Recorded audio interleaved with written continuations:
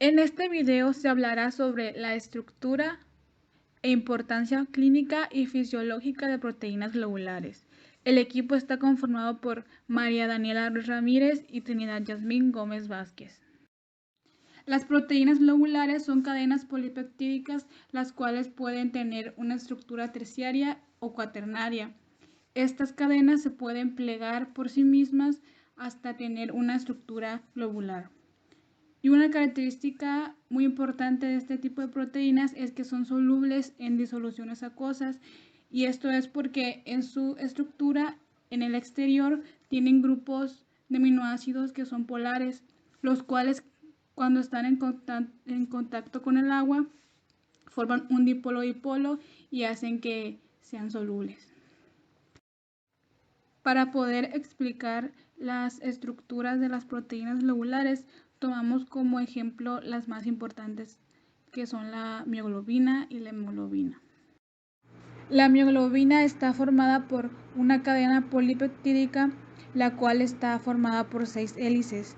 Estas hélices están en constante giro, ya que en ellas predomina un aminoácido que se llama prolina, el cual hace que estas hélices estén girando constantemente.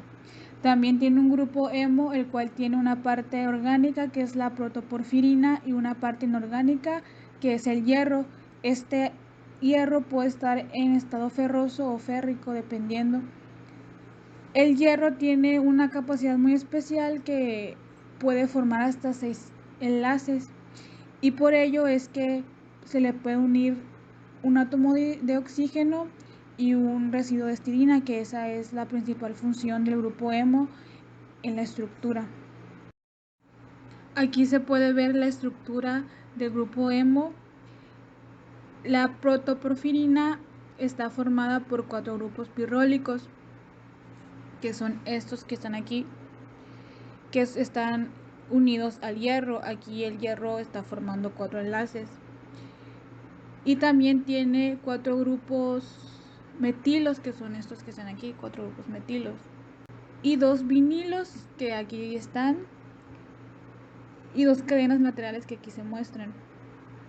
Y el átomo de hierro que está aquí, que está en estado ferroso, está formando 4 enlaces, pero como se dijo anteriormente, este hierro tiene la capacidad de formar otros 2 adicionales, donde se va a unir el oxígeno y el residuo de histidina. Pero estos 2 no se pueden unir en cualquier parte.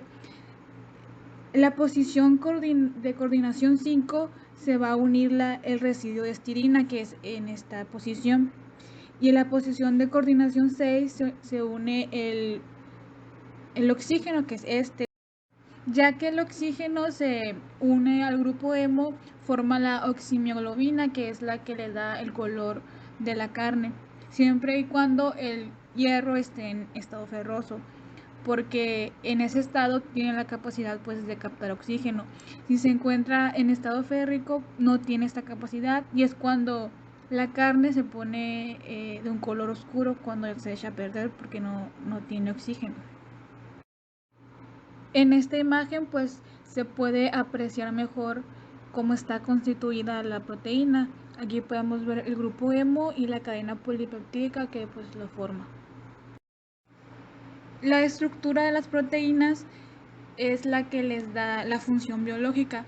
En el caso de las proteínas globulares, como la mioglobina o la hemoglobina, son funciones de transporte y almacenamiento.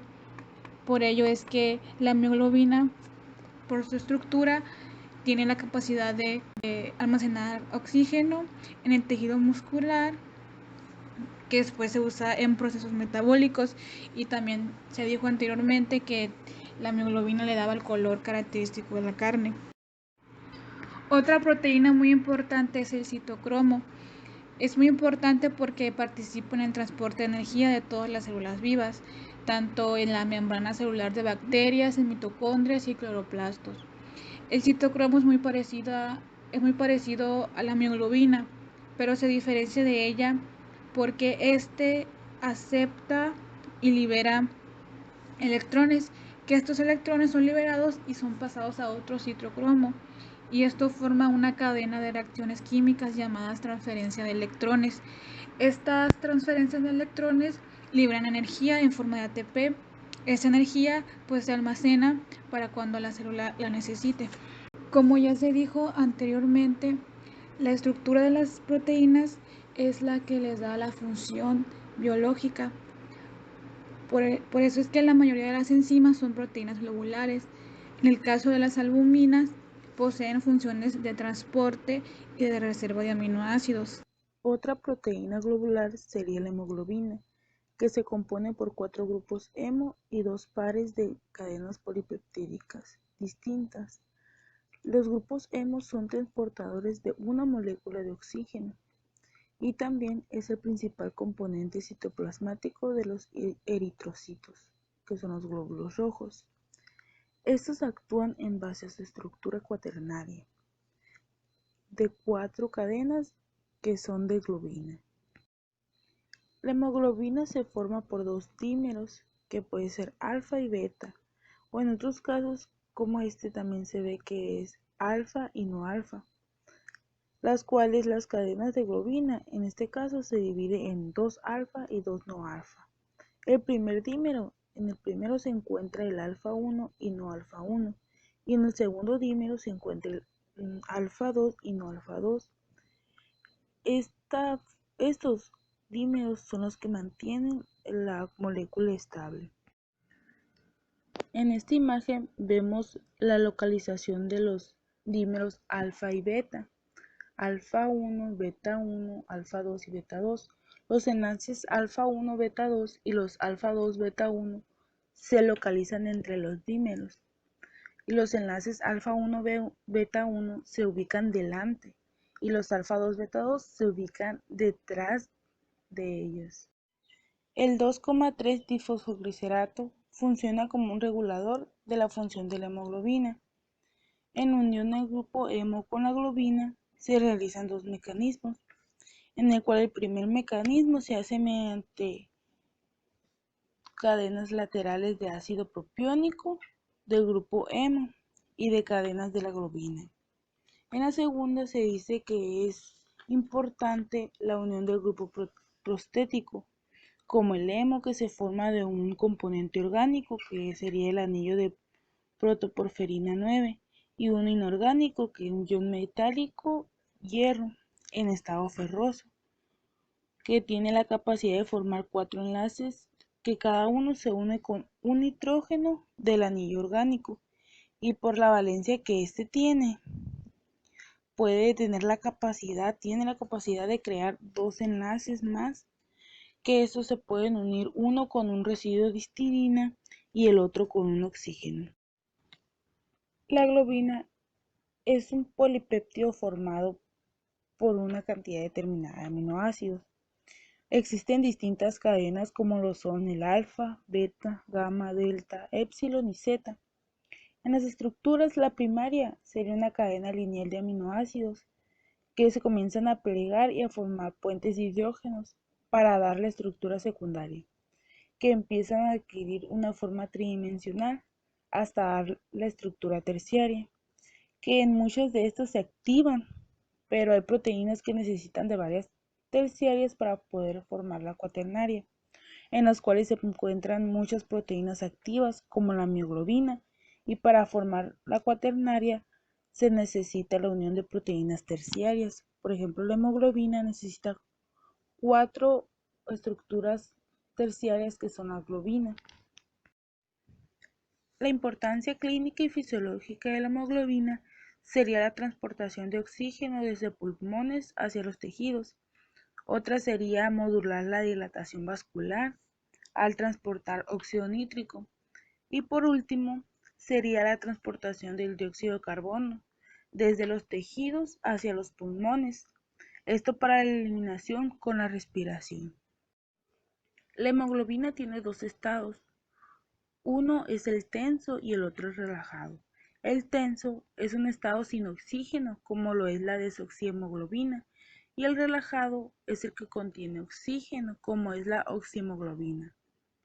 En estos estados pueden cambiar el pKa, ya que el tenso es menor ya que el tenso es menor que el relajado, porque el relajado, que es la oxihemoglobina, es un ácido más fuerte, por tal motivo es mayor que el tenso.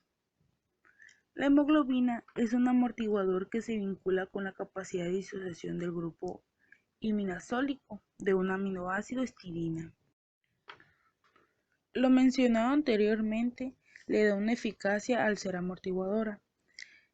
En la forma tensa, el oxígeno no puede entrar hacia el grupo prostético debido a los enlaces de la estructura y por ello se dice que es desoxigenado. Lo contrario del tenso es el estado relajado, que en este los dímeros giran entre ellos, haciendo que se separen y den paso a la unión con el oxígeno, y por ello se le da el nombre de oxigenado. Anteriormente se vieron estados de la hemoglobina, que serían las conformaciones. Las conformaciones sería el estado R relajado y el estado T tenso, que tienen la tendencia a unirse con el oxígeno, pero de diferente manera. Por ejemplo, en el tenso se encuentra en ausencia de oxígeno, por ello tiene menor afinidad hacia el oxígeno. Y cuando se encuentra en relajado R, la molécula del oxígeno tiene mayor afinidad. Por ello, en las figuras siguientes está el estado T y el estado R. Lo que dijimos anteriormente, que en el estado tenso la estructura se mantenía muy rígida y por ello no dejaba pasar al oxígeno al centro de la molécula, al centro de la estructura, a comparación del estado relajado, que tiene giros, da giros que son aproximadamente 15 grados, y esos giros permiten el paso al oxígeno hacia el centro de la estructura.